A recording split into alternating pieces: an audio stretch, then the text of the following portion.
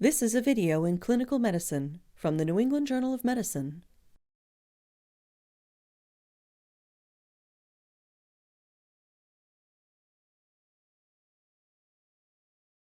This video is intended for healthcare personnel involved in performing emergency endotracheal intubation in patients with suspected or proven infection with severe acute respiratory syndrome coronavirus 2 or SARS-CoV-2, which causes the respiratory illness COVID-19. Endotracheal intubation in patients with COVID-19 poses a risk of infection for the healthcare personnel involved in the procedure. Meticulous planning, preparation, and practice drills can minimize the risk of contagion and enhance safety. The use of a printed checklist that includes each step involved in emergency intubation in patients presumed to be infected with SARS-CoV-2 is strongly encouraged. In order to adhere to infection control measures that minimize exposure to the virus, this video was filmed in a simulated environment and demonstrates one approach to intubation with the use of a mannequin. The technique may vary depending on institutional guidelines and the available equipment.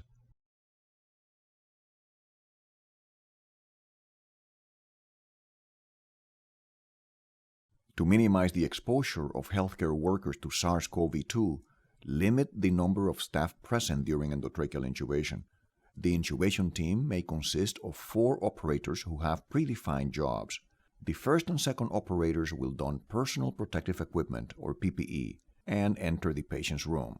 The PPE should include at least a respirator with a rating of N95 or higher, a gown, gloves, and eye protection. The first operator is the team member with the highest level of expertise in airway management and will perform all the procedures that require direct contact with the patient, including pre-oxygenation, endotracheal intubation, and securing the endotracheal tube. The second operator assists the first operator by administering medications and operating the ventilator and monitors. This person does not come in direct contact with the patient except in the event of a difficult airway or cardiac arrest. The third and fourth operators monitor the activities from outside the patient's room and remain ready to don PPE and assist in the event of a difficult airway or cardiac arrest.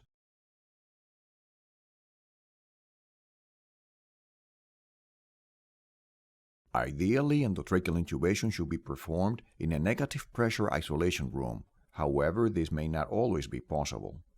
Medications and airway equipment should be prepared outside the patient's room, and only necessary equipment should be brought into the patient's room.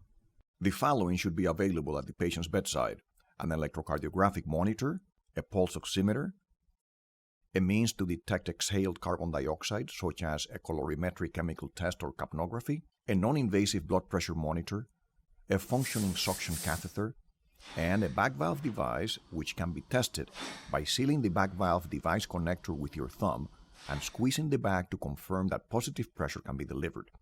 This back valve device is equipped with a positive end expiratory pressure, or PEEP valve, which can be useful to reduce alveolar collapse and increase oxygenation. Prepare the following equipment prior to entering the patient's room: a video laryngoscope, or if not available, a direct laryngoscope, a cuffed endotracheal tube of appropriate size, an endotracheal tube stylet, an air syringe, a face mask of appropriate size to achieve a good seal, an oropharyngeal airway, a means to secure the endotracheal tube such as adhesive tape or a tube holder, and high-efficiency viral filters. In addition, an accessory airway cart with equipment for difficult airway management, such as a bougie, a laryngeal mask airway or LMA, and a fiber optic bronchoscope should be available. For patients in whom a difficult airway is suspected, arrangements should be made for emergency front-of-neck access. A cardiopulmonary resuscitation or CPR cart should be available.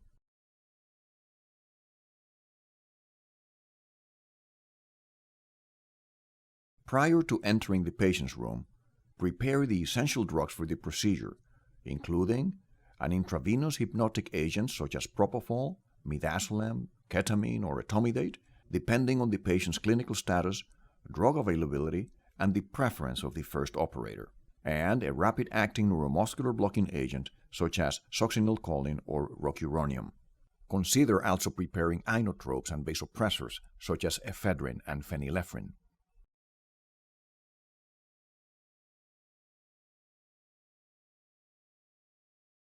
Plan for rapid sequence induction to reduce the duration of the procedure. Rapid sequence induction may be modified for patients in whom even a brief period of apnea would be an unacceptable risk. Remove the patient's surgical mask just before pre-oxygenation. If a patient is already receiving supplemental oxygen using high-flow nasal cannula or non-invasive ventilation, consider leaving them in place until ready to attempt intubation. Administer 100% oxygen to the patient for 3 to 5 minutes while the patient breathes spontaneously. Fit the patient with a well-sealed face mask to minimize dissemination of respiratory droplets and aerosols. Use the lowest oxygen flow needed to achieve adequate pre-oxygenation. If the patient has difficulty breathing while in the supine position, you can elevate the head of the bed temporarily to perform pre-oxygenation.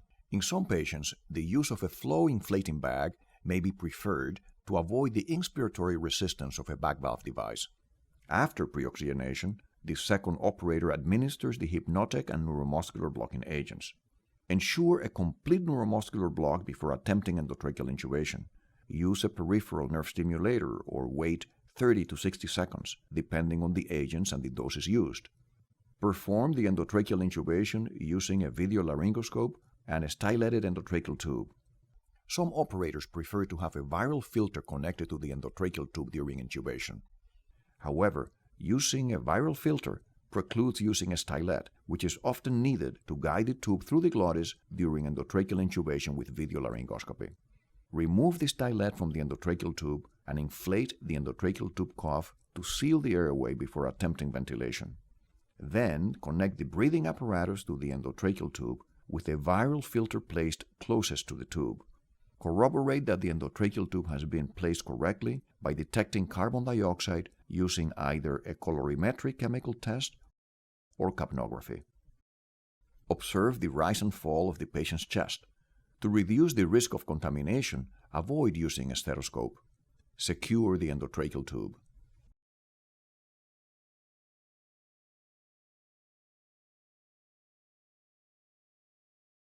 Several problems can arise during endotracheal intubation in critically ill patients, ranging from relatively minor to life-threatening complications such as inability to ventilate the lungs and hemodynamic collapse. If progressive desaturation occurs after the administration of anesthetic drugs, initiate small volume positive pressure ventilation with a face mask and expedite endotracheal intubation.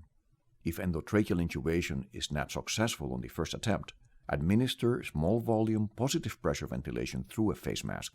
The second operator may assist the first operator for endotracheal intubation by adjusting the patient's position or the position of the bed, performing external laryngeal manipulation to provide a better view during laryngoscopy, or providing the first operator with airway adjuncts. If endotracheal intubation fails on the second attempt, the second operator may attempt to perform the intubation.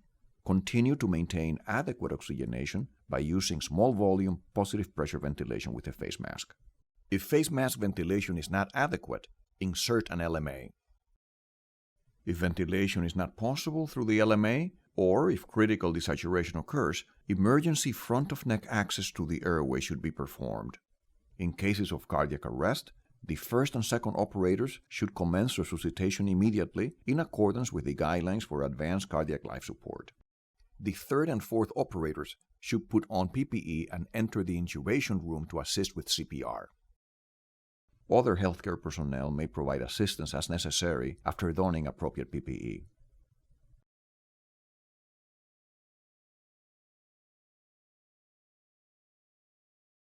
Emergency intubation of patients with COVID-19 requires meticulous planning, preparation, and practice drills.